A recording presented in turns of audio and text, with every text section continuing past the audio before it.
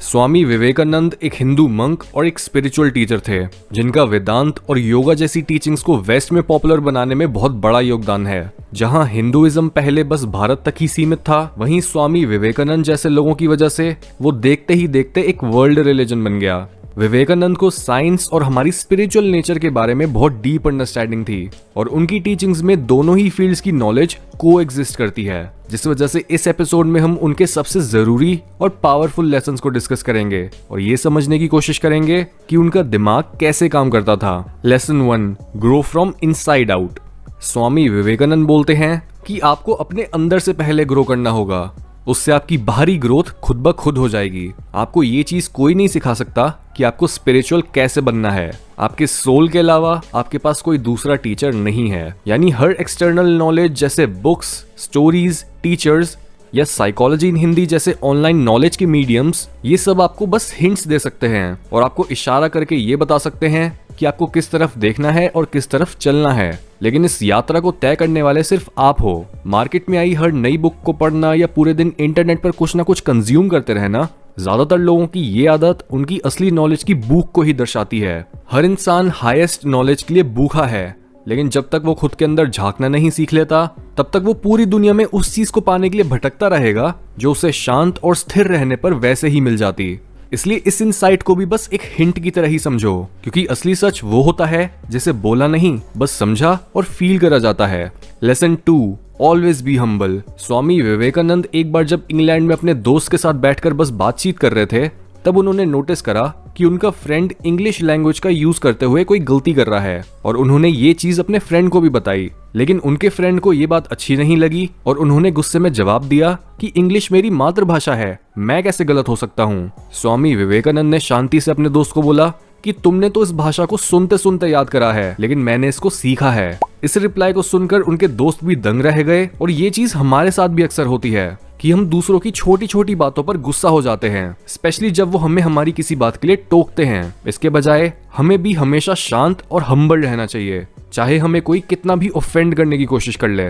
Lesson 3, reject everything that makes you weak. Swami Vivekananda बोलते हैं कि कोई भी चीज जो आपको फिजिकली, इंटेलेक्चुअली या स्पिरिचुअली वीक बनाती है, उसे जहर समझकर रिजेक्ट करो। वीक होना किसी को नहीं पसंद, लेकिन वीकनेस उन लोगों की डेस्टिनी होती है जो अपने कंफर्ट जोन से बाहर आना नहीं चाहते या फिर वो सच को फेस नहीं करना चाहते। आजकल ज्यादातर बड़ी ऑर्गेनाइजेशंस का फाइनेंशियल मॉडल कुछ इसी तरह का होता है कि वो हमें अपने प्रोडक्ट की लत लगवा देते हैं और हमारी अटेंशन के बदले एक चीप प्लेजर के अलावा कुछ नहीं देना चाहते। हर social media app, dating app, खाने की चीज, टॉक्सिक आइडियाज या न्यूज हमें कमजोर और ओबीडियंट बनाने के लिए डिजाइन करे जाते हैं, क्योंकि कमजोर लोग कभी भी आवाज नहीं उठाते और ना ही अपनों की रक्षा करते हैं। इसलिए खुद से ये पूछो कि आप जो भी खा रहे हो, सुन रहे हो, पढ़ रहे हो या जिस तरह से आप जी रहे हो, क्या वो आपको स्ट्रॉन्ग बना रहा है या फिर week. Lesson 4, compassion and kindness show your spiritual growth. देश से बाहर जाने से पहले जब स्वामी विवेकानंद अपनी माँ के पास आशीर्वाद लेने गए,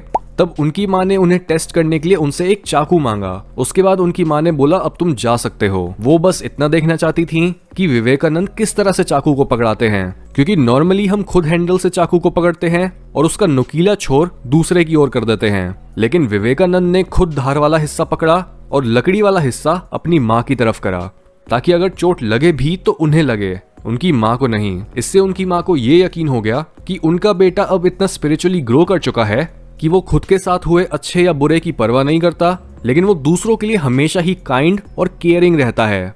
ये इसलिए क्योंकि जब तक एक इंसान की थिंकिंग और उसके एक्सपीरियंस का स्कोप लिमिटेड होता है, तब वो सिर्फ अपनी ही परवाह करता है। लेकिन जैसे जैसे हमारी कॉन्शियस अवेयरनेस बढ़ती है, तब हमें ये समझ आने लगता है कि हर दूसरा इंसान हमारी ही एक रिफ्लेक्शन है। अगर हम खुद को बचा रहे हैं दूसरों को चोट पहुंचाकर, तो हम खुद को ही चोट पहुंचा रहे हैं। इसलिए हमेशा हर इंसान के साथ काइंड रहो और उसे भी अपना ही एक हिस्सा समझो। Lesson 5, do one thing at a time.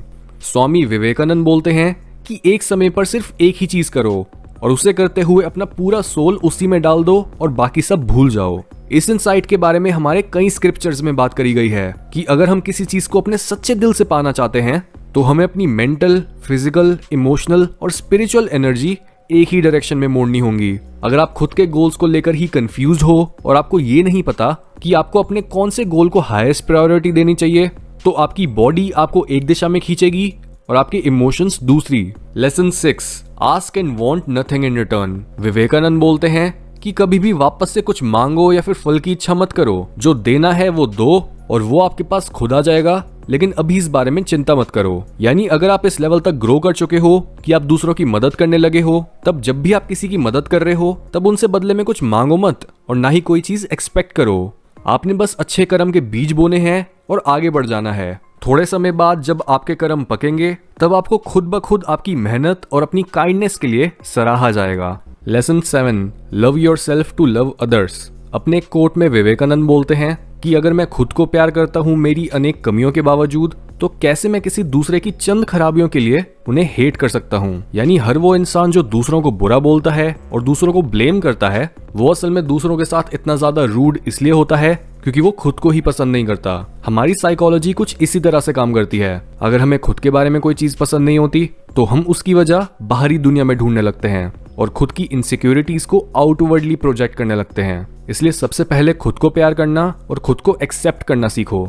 Lesson 8, never be afraid. Swami Vivekananda बोलते थे कि इस एग्जिस्टेंस का असली सच यही है कि आपको यहाँ डर के नहीं जीना। इस बात को सोचकर डरो मत कि आपके साथ क्या होगा या आपको क्या सहना पड़ेगा। आप बस खुद किसी पर डिपेंड मत करो और खुद को हर तरह की अटैचमेंट से मुक्त रखो। जितना ज्यादा आप चीजों, लोगों या अपने बिलीव्स के साथ अटैच्ड होगे, उतना ही ज्यादा आप में डर पैदा होगा कि क्या होगा अगर आपके हाथों से ये सारी चीजें छूट गई तो। इसलिए साहस को अपना साथी बनाओ और खुल के जिंदगी को जीना सीखो। Lesson 9, love is expansion, hate is contraction. Vivekananda अपने एक पॉपुलर कोट में बोलते हैं कि हर तरह का प्यार तुम्हारी बाउंड्रीज और तुम्हारी सोच का दायरा बढ़ाएगा, लेकिन हर तरह की सेल्फिशनेस तुम्हें और तुम्हारी सोच के दायरे को घटाएगी। इसलिए प्यार ही जिंदगी का मात्र रूल है। जो प्यार करता है वो जीता है और जो सेल्फिश बनता है वो मर मर के जीता है। इसलिए प्यार करो सिर्फ प्यार करने के लिए, बिल्कुल वैसे ही जैसे तुम सांस लेते हो जिंदा रहने के लिए। यही रीजन है कि क्यों अक्सर ये बोला जाता है कि पावर इज इन यूनिटी, क्योंकि एक अकेले इंसान के पास बस एक ही तरह के ओपिनियंस, बिलीव्स, विल पावर या स्टडी करने के लिए बस एक ही स्टोरी होती है। लेकिन जब कई लोग साथ में मिल जाते हैं तब एक इंसान की क्षमता कई गुना बढ़ जाती है और एक दूसरे की मदद करते करते इंसान उतना आगे बढ़ जाते हैं जितना वो अकेले रहने पर नहीं बढ़ पाते। विवेकानंद एक सिंपल सा रूल बताते हैं कि किसी भी डिसीजन को लेते टाइम ये क्वेश्चन करो कि वो सेल्फिश है या फिर सेल्फलेस। आप अपनी पूरी मोरालिटी इसी क्वेश्चन पर बना सकते हो कि जो भी चीज सिर्फ आपको खुश करेगी वो गलत है और जो आपको, आपके परिवार को और पूरी कम्युनिटी को सुख देगी वो चीज सही है।